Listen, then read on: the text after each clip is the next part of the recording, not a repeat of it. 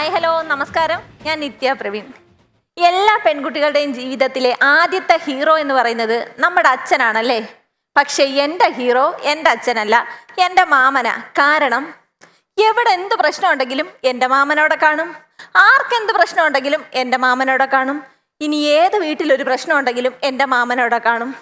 പക്ഷെ എനിക്ക് ഇച്ചിരി അറിവായി തുടങ്ങിയപ്പോഴാണ് മനസ്സിലായത്, ഈ പ്രശ്നങ്ങൾക്കെല്ലാം കാരണക്കാരൻ ബലിക്കാക്കയുടെ ഫിഗറുള്ള എൻ്റെ മാമനാന്നുള്ളത്. ഈ പുള്ളി വെറുതെ ഇരുന്ന് ആലോചിക്കുന്ന കാണുമ്പോൾ നമ്മൾ മനസ്സിലാക്കണം അടുത്ത എന്തെങ്കിലും കൊനഷ്ട വേല ഒപ്പിക്കാനാണെന്നുള്ളത്. പണ്ട് CD ഇട്ട് സിനിമ കാണുന്നൊരു പരിപാടി ഉണ്ടായിരുന്നു, പാർട്ട് 1ഉം പാർട്ട് 2ഉം. ഈ മരങ്ങോടൻ ആദ്യമേ പാർട്ട് 2 ഇട്ടങ്ങ് കാണും, പിന്നെ പാർട്ട് 1 ഇട്ട് കാണും. എന്നിട്ട് പറയും സിനിമയുടെ കഥ എല്ലാം എനിക്ക് മനസ്സിലായെന്ന് പറഞ്ഞൊരു ഒറ്റ ഒരു പോക്ക. എന്തിനാന്നോ എന്തോ. വെളുപ്പാങ്കാലത്ത് കോഴി കൂവുന്ന സൗണ്ട് കേട്ട് ഉറങ്ങാൻ പറ്റുന്നില്ലെന്നും പറഞ്ഞുകൊണ്ട് ഉറങ്ങിക്കിടന്ന കോഴിയുടെ അണ്ണാക്കി കൊണ്ടു ചെന്ന് സൂപ്പർ ഗ്ലൂ ഒട്ടിച്ച് വെച്ചിട്ട് കയറി കിടന്നുറങ്ങി. ഈ കോഴി എങ്ങനെയോ ഒട്ടിപ്പിടക്കിയെന്ന് പറഞ്ഞുകൊണ്ട് പിറ്റേന്ന് രാവിലെ ആ കോഴിയെ തട്ടി പ്ലേറ്റിലാക്കി വയറ്റിലാക്കാൻ നോക്കിയപ്പം നമ്മുടെ പൂരോമളയിലെ രമണ ചേച്ചി വന്നു കിടന്ന് അറഞ്ചം പുറഞ്ചം അങ്ങ് പ്രാവുക. അപ്പോഴാ കേട്ടോ ഞങ്ങൾക്ക് മനസ്സിലായത് ഇത് രമണി ചേച്ചിയുടെ കോഴിക്കുട്ടി കിടന്നുറങ്ങിയ കോഴിയായിരുന്നെന്നുള്ളത്.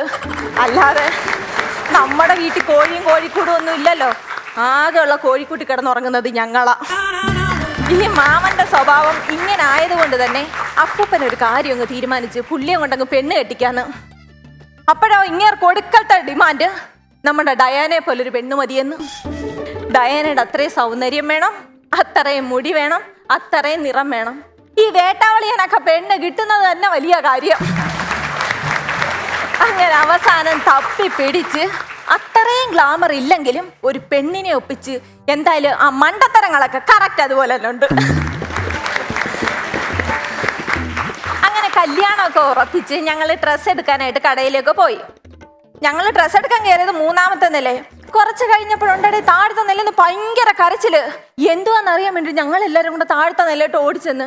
അപ്പോഴെന്തുവാ, തുണിയെടുക്കാൻ വന്ന 3 ചേച്ചിമാര് ബോധം കെട്ട് കിടക്കുന്നു. ഈ ബലിക്കാക്കയുടെ ഫിഗറുള്ള ഈ വൃത്തി കെട്ടവൻ ട്രയൽ റൂമാന്നും പറഞ്ഞോണ്ട് കയറി ലിഫ്റ്റിനകത്ത് കയറി തുണി മാറി. ലിഫ്റ്റ് ഇറങ്ങി താഴെ വന്നപ്പോ തുറന്ന് നോക്കിയപ്പോഴേ എന്തുവാന്ന് സംഭവം എന്താന്ന് വെച്ച് കഴിഞ്ഞാലേ ഈ മാമന് തുണിയില്ല, മണിയില്ല, എല്ലാരും കണ്ട് പേടിച്ച് നിൽക്കുക. അങ്ങനെ അവസാനം ഞങ്ങള് മാമനെ വിളിച്ചോണ്ട് വന്ന് കല്യാണം അങ്ങ് നടത്തി.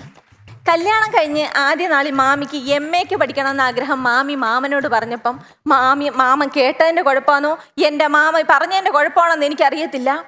MAക്ക് വർഷം പഠിക്കേണ്ട കോഴ്സ് 9 മാസം കൊണ്ട് അമ്മയ്ക്ക് പഠിപ്പിച്ച് പുള്ളിക്കാരി അങ്ങ് വീട്ടിലിരുത്തി.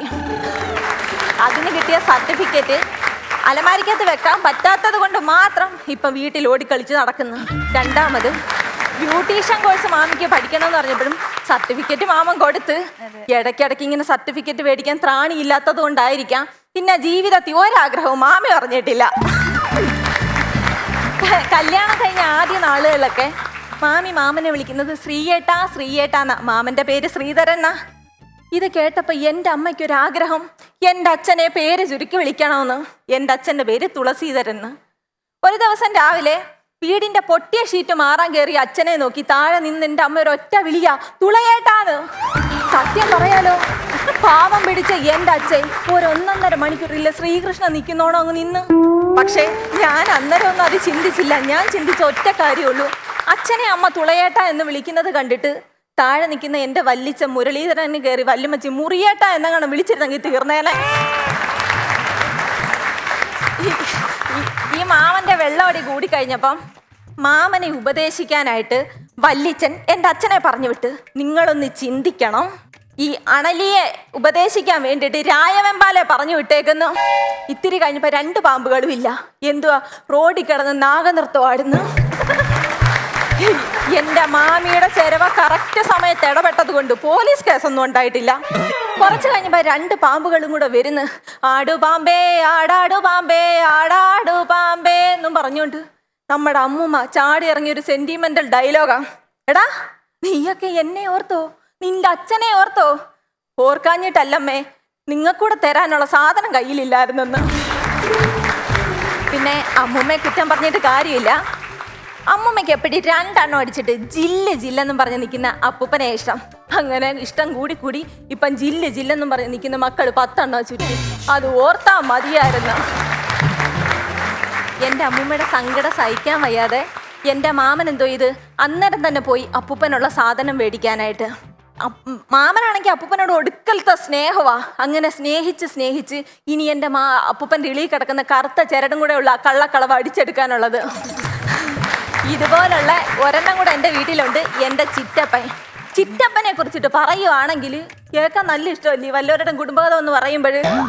അങ്ങനെ ഇപ്പൊ പറയുന്നില്ല, കാരണം എൻ്റെ അടുത്ത കണ്ടന്റ് എൻ്റെ ചിറ്റപ്പൻ എന്നിട്ടേ പറയുന്നുള്ളൂ.